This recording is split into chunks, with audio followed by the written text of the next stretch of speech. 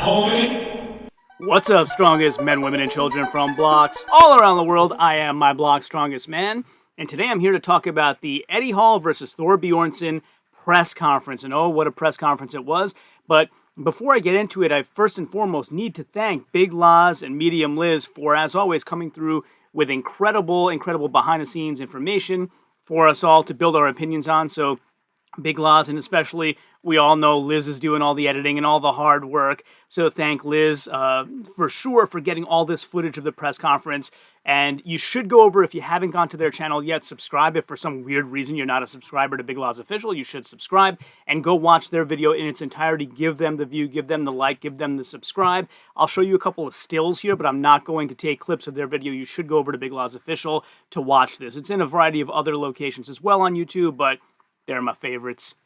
So let's get into what happened at the press conference. So let's start off with what happened in the press conference. Well, it began with Big Laz sitting next to the legend Terry Hollins in the audience, and I also noticed Andy Quinn, or I think it was Andy Quinn at least. He's the producer who put together the behind-the-scenes documentary of the 2017 World's Strongest Man. So very interesting to notice that he's there. I don't know if he has anything to do with this production at all, or just there as a fan, but I was very interested to notice him there because I recently saw him in that documentary footage and said, oh, that's that guy. So very, very interesting to note that. Then Laz and Terry get talking about the security detail, and Terry Hollins basically says, you know, even at their reduced weight, Eddie and Thor, if either one of them wanted to get at each other, there's really no stopping them. Like this security detail or anybody else, no one's going to be able to actually prevent them or hinder them from getting at each other. So a fair point. They're both still really huge, really strong men. So a fair point there. And then they get talking about, you know, if Laz and Terry had ever fought in the past. And Terry Hollins basically says, I have no anger left in me. I'm a lover, not a fighter. So a very interesting beginning to the press conference. So we then begin the actual press conference where Cody Momars introduces himself. So he's the mediator for this press conference and says that he will be the in-ring ring announcer on fight night as well. He says he's Cody Momars. He goes for simplicity by Big Mo, and you'll find out later when a bit of an altercation happens where he has to stand up why they call him Big Mo. You can kind of see it. If I roll my mouse over it, it'll go away, but you can see it in that first sort of thumbnail there. He's the one in the white suit jacket, and you can see how tall he is. Granted, Thor's crouching a little bit there, but you can see how tall he is compared to Thor. A really, really big ring announcer, so I wonder if they picked a big, tall guy on purpose to get in the way of these two getting at each other during this press conference, but who knows? Very, very interesting there. The other interesting thing was Eddie Hall actually had his son sitting to his right between Cody and himself, and then had his trainer Lyndon sitting to his left. Thor sat to the right of the mediator Cody, and then his trainer Brian Nelson to his right as well. So that was kind of how the seating arrangement was set up. So Cody begins with asking both gentlemen for opening statements. He goes to Thor first. Thor kind of thanks everybody for being there, thanks everyone for all the support. And it's funny because if you listen to Thor talk, besides this one thing where, you know, that kind of irks me, where he really shouldn't have besmirched Eddie's name after 2017 World's Strongest Man and should have in the years after that certainly apologized for it. Besides that one thing, he talks pretty nicely and professionally, and you know, you would think, like, if not for that one thing, like, he'd be a good guy. Like, why can't he just remedy that one thing? But very polished. Eddie, on the other hand, seemed irritated when they asked him to make an opening statement. He's like, you know, what do you want me to say, kind of thing. And then basically he says, well, my opening statement is that I'm surprised Thor actually showed up after all the time he had to spend waxing his words I won't repeat here. So that was his opening statement, and basically says, I just want to get this over with, get out of here, and go sunbathe. So first question came from the Daily Mirror, so I guess that's a UK-based newspaper. I'm sorry if I'm not very well versed on that one, but their question was basically about what each fighter thought about the other one's fight prep. And so Eddie went first, and he said, you know, I know that the first two fighters were told not to hurt him or knock him out, so I discount those entirely. And the third fight was against a 50-year-old with 5 weeks preparation, so, you know, well done there for beating somebody on 5 weeks preparation. So first of all, I don't think Devin Larratt's 50. I think he's actually my age or a year older, which would make him 46, 47, around there. So Eddie was rounding up a little bit, but I guess close enough. Point taken that someone on 5 weeks' notice who's never ever boxed before, you know, it was a Herculean task for Devin Larratt to try to box anybody on that kind of prep. Thor, on the other hand, you know, in his retort, he says, I really want to be respectful because your son is sitting right there next to you, so I'll just say that the prep I saw didn't impress me, and he kind of left it at that. And again, this kind of theme, like Thor, for the most part, unless he really gets going on a certain topic, is respectful and calm and nice. And like, again, other than this one thing he won't apologize for, he seems like a nice, easygoing guy. So then they get into fight prep, and the detached bicep comes up again. Eddie again reiterates his no excuses mantra. Anything that happened to me with the bicep or with the chest cold, no excuses. If I lose, I lose. And, then he's asked to make predictions. What are your predictions for the fight? And he's like, predictions? Like, he seemed to be egging on the person questioning, like as if they hadn't completed their sentence or something. Just seemed a bit irritated still just to be here and have to answer these things. But he says, like, yeah, basically, I feel like I'm going to win, obviously. And he says, I've actually been doing a lot of training with some professional boxers and held my own with them, he said. He said, I don't want to shame anybody or, say that I got the better of anyone, but let's just say I held my own with professional boxers. And then this is the first time that I hear the chest cold actually referred to as the world situation, the C word that we typically don't like to say on YouTube, but apparently Eddie came down with the world situation 3 weeks ago. It wasn't just a regular chest cold. And again, he's saying no excuses. I'm going in guns blazing, win, lose, or draw. Like, forget about all that stuff. So then another question comes through for Thor, like, will you be able to, after this fight is over, put everything behind you and shake Eddie's hand and just move on? And Thor says, I'm really surprised about how often people keep bringing up this shaking hands business, but yes, I'll be able to move on after the fight, shake hands, no problem. Then they talk about a potential rematch. So basically, they're asking Thor, will you have more fights after this one? Do you have any more fights planned after this one? And the rematch idea comes up as a result of that question. Thor basically says, we'll see. I don't know, maybe, I'll evaluate opportunities as they rise and see, and maybe I'll keep fighting after this. And Eddie butts in and says, I thought we were having a rematch, but every time Thor's asked about it, which has been like 7 times so far, he's ducked the question every time, so apparently we're not, and it's going to be one and done. And, I guess someone asked Eddie, like, is there a rematch clause? And he said, I don't think so, but I thought we were having a rematch. And so then Thor chimes in and he said, I think there actually is a rematch clause, and if you want me to knock you out twice, I will. So he seems like, pretty confident there. And Eddie's basically saying, like, now that he's in public, he's saying that, but he ducked it like 7 times before that, and it just shows his lack of confidence. I don't know. I think Thor's plenty confident. I don't know if he has the offensive speed to win. His defense is really good, though. You got to give him credit there. His footwork is very good. His movement backward and deflection with the arms is very good.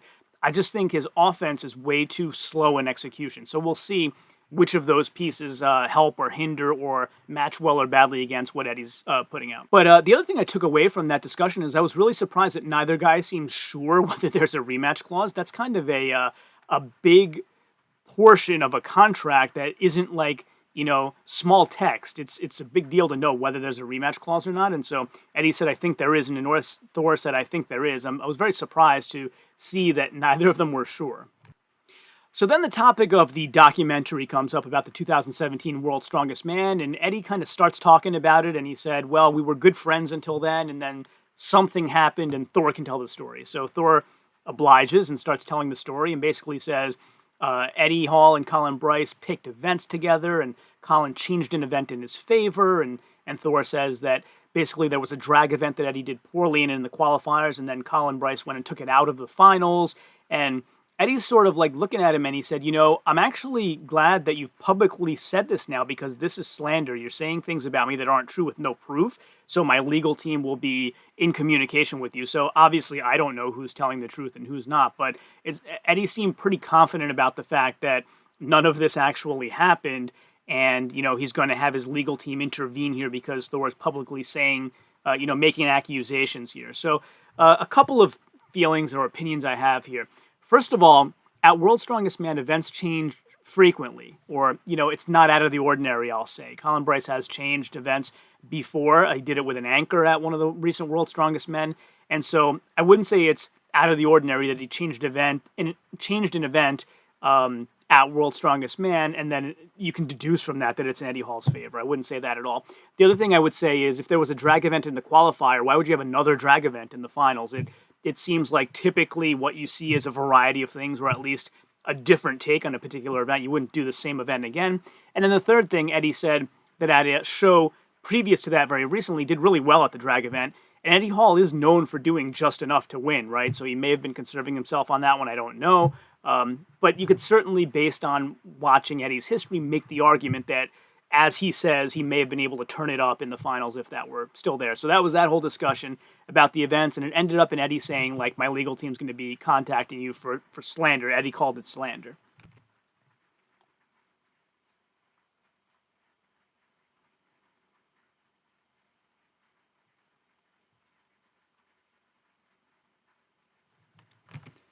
So then we had the donkey discussion. And so what is the donkey discussion? Well, Billy Nelson, Thor's trainer, he was very respectful. Like, he wasn't, out of line or anything, but he said to Eddie, I've been training Thor and he's improved as much as anybody I've ever trained. And I've trained a lot of pro boxers before. You're in a world of trouble Saturday night.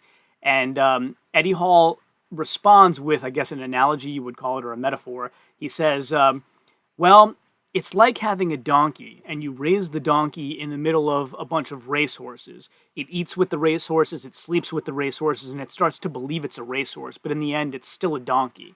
On race day, it's a donkey.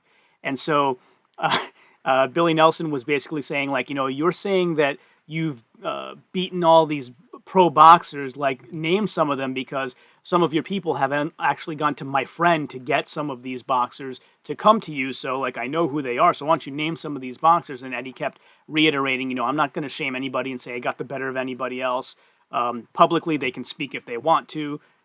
So he didn't get baited into that. But basically, the whole donkey thing went awry because Billy Nelson was saying, Eddie said, go on, keep training your donkey, referring to Thor over and over again. And then Billy Nelson said, well, donkeys don't win WBO World Championships. He's clearly talking about one of his other fighters that he trained, not Thor. So he's deviating from the point Eddie was making. And then, Eddie said a donkey's a donkey, a spade's a spade. And basically Billy Nelson said, well, the donkey's going to get that donkey's going to get knocked out Saturday night. And Eddie's like, yes, your donkey's going to get knocked out. So I think Billy Nelson tried to take the joke in a way that didn't work for him and really put some egg on his face at the end. But basically, like, Eddie was referring to Thor as the donkey, not any other boxer. In fact, Eddie was very respectful to Billy Nelson for all the fighters that he had trained before Thor. He said, well done to you for all the accomplishments there. So that one didn't totally work out as Billy intended. Then Billy kind of throws out, like, I have a daughter with better technique than you, Eddie. And Eddie kind of retorts by, technique has nothing to do with it. I'm going to tear this guy's head off. And they go back and forth on whether technique is important. Yes, of course it is. No, it isn't.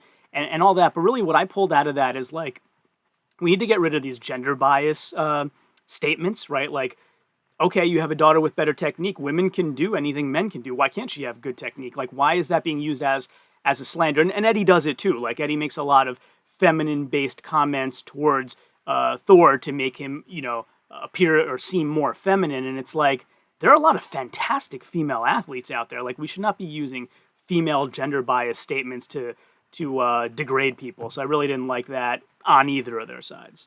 Then a question comes up about stamina. So somebody in the audience asks, like, Thor, you've called Eddie fat. Eddie, you've called Thor, like, ill-looking or sickly-looking. Like, which one is true? Who has better stamina? And Eddie says, points to his wife in the audience and says, ask my wife about my stamina. Like, out of 10, what am I? And then he's like, she held up 10 hands. Like, it's 10 fingers, so 10 hands sounded hilarious. But, it's Eddie Hall saying this kind of stuff. So it was pretty funny. But then Thor said, you're disgusting, talking in front of your son this way. And, of course, Eddie's always quick-witted. He's like, I was talking about wrestling. I don't know what you're talking about. Like, you have a sick mind. So then they talked about fighting in front of live audiences, which I don't know why this keeps coming up. Both men are very well-versed in competing in front of audiences from Strongman days, so I don't see how this is going to be much different. They're not going to get, spooked by having to compete in front of people. They've done it for many, many years. And Eddie said, I've boxed in front of audiences with referees as well. I just do it in front of closed doors where nobody can see my fight plan, but I've been boxing in front of audiences with referees. So I didn't realize that either. So if that's true, that's a new piece of information coming to light. Then they were asked about whether they could, kind of comport themselves professionally in the face-off that is to come right after this press conference. They would kind of draw some lines, and they would have to stay behind those lines and do the face-off for 30 seconds respectfully. And first of all, 30 seconds is a really long time. Why do you have to face off with someone for so long? And I've seen it in the UFC and in boxing before. Like, a few seconds is fine for photo ops. Like, why does it have to be 30 seconds? And so then that topic about not caring about the prize money comes up again, where Eddie Hall says, like, I'll fight you here, I'll fight you outside, I don't care about the prize money. And then Thor keeps saying, well, do it then, don't just say it. And I don't know why he keeps saying that, because Eddie Hall says, if I lose, I'll donate my money to charity. Like, that's in the future. There's nothing he can do now. So I don't know why Thor keeps saying, well, do it then, do it then. And Eddie's response is always, I'm committing that if I lose, I'll give my $1 million to charity. Are you committing the same? And Thor never agrees to it. So his sort of deflection of do it is childish and asking for something that is supposedly going to happen in the future if it happens at all. So just a really weird argument there. And they kind of go back and forth and get really agitated and aggressive, and they're standing up looking at each other now. And Eddie points at him and says, you know, you're a typical bully who's everyone's been afraid of you all your life, and when someone stands up to you, you defecate yourself, you know? And I gotta say, like, you know, for all the nice things I said about Thor being professional and all that, like, his shit talking is as terrible as they say. Like, you even saw it in the face-off, you know, with the table between them the other day, where, you know, Eddie would say, like, F you, and Thor's like, no, F you! Like, that's what a 5-year-old would do. Like, there's no innovative retorts. Not that that has anything to do with boxing or being a great strongman, but his dozens game is not on point. So they all get settled down, they sit down, and while Eddie is sitting, he says, oh, and quiet your mom down as well. And so apparently, I hadn't noticed this, but apparently Thor's mom had been, you know, yelling things from the audience in Icelandic, right? And Eddie discusses this later. He's like, yeah, she could have been saying all kinds of bad things about me that I don't understand. So I just said, quiet your mom down. And Thor sat there for almost 5 seconds before responding. I don't know if he was trying to think of a response, or he maybe didn't hear it and somebody from his team made him aware, because you heard somebody off camera go, oh, you know, like a stereotypical mobster might do. And finally he responds like, don't you talk about my effing mother. And I find the sentence structure interesting, because it's like the effing should describe the talking, not the mother. It should be, don't effing talk about my mother, not don't talk about my effing mother, because you like your mother, right? Like, be careful where you put the modifier, right? The adjective. So I found that very interesting as well. But in my opinion here, Eddie dealt the death blow, because all along, even in the video that analyzed Eddie's body language, everyone's saying he's too emotional. Thor's learning to be a good boxer. Eddie's coming in too angry. It's going to work against him, you know, stamina-wise and all that stuff. And here, in the very last moment that we're going to see them together, probably, well, obviously there was the weigh-in after that, but one of the very last moments we're going to see them together, Eddie says, you know, Thor says, don't talk about my effing mother, and Eddie said, or what? Like, and you could see it, that he had planned this all along to time it like this. Thor explodes. Thor, who's normally 90% of the time very calm, except for a couple of moments in that other face-off, and this moment here, he's usually very calm, and he goes crazy, he goes ballistic, he explodes. And, you know, I'll show you some images here. Strangely enough, Cody, the mediator, is holding him with one hand, and Billy Nelson's holding him with the other hand, and Thor can't break through. So he's either gotten way weaker than he used to be, or he's acting. Like, one of those two. Like, he doesn't actually want to break through. One of those two things, because, like, Cody's a big dude, but he shouldn't be able to... Two guys with one hand each shouldn't be able to hold half Thor Bjornsson back if he doesn't want to be held back. So it was just really interesting that he explodes and kind of his team pushes him or drags him off the scene in a way, and that was the end, and that's how it ended. So it cuts to a quick scene outside, because when Thor went crazy, he threw a drink, and apparently it got on Eddie, and I think his son as well. At this point, Lyndon had pulled his son, I think his name's Maximus, he had pulled Eddie's son away, you know, from the confrontation, just in case they were going to hit each other. And we cut to this scene outside, and Eddie's comforting his son. He's hugging, his son seems to be crying, and he's comforting his son, and he's saying, you know, he's just a big mean bully. Like, I'm going to take care of the big mean bully. Like, you don't, and he says to his son, you know, do you ever see me behave that way at home? And his son says no, and he goes, would you imagine that he behaves that way at home? Yeah, and he says he's just a big mean bully. So it, I I gotta say that touched me, right? The narrative changed a little bit when when you see kids involved. The narrative changed to me from being, is this a big hoax staged thing to get attention, which Eddie Hall's really good at being an entertainer, or is it, I need to teach my son that bullying is not okay? Like, I don't know. Maybe it is the stage thing, and I don't want to seem naive, but in that moment, I thought, like, he's not a fake kid, right? He's a kid who thinks like a kid thinks, and you need to teach your kids lessons, good lessons of life, and maybe this really is like, I can't let this bully get away with what he did because it's not a good lesson for my children. And in that case, it's like, now you really want Eddie to win, So that's how the whole press conference went. Again, huge thanks to Big Loz and Liz for putting together the behind-the-scenes footage. You should definitely go over to their YouTube channel, Big Loz Official, and watch the whole video 5-10 times over and over to get all the nuances of this press conference. Subscribe to them, like their video, and watch all the rest of their stuff if you aren't already. And of course, until next time, as always, ciao, homie.